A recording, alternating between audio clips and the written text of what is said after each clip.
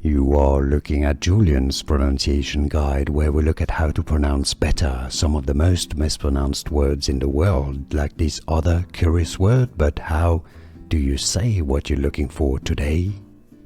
Let's learn how to pronounce those two words once and for all correctly. If you want to learn more confusing vocabulary in English, stay tuned. I've got many more fascinating pronunciation videos for you. Top word here is halo. The bottom, hello. So when you meet somebody, you say hello. It's hello, hello. The top word is halo. What is the meaning of halo? A circle of light, essentially shown around or above the head. A saint, a circle, halo.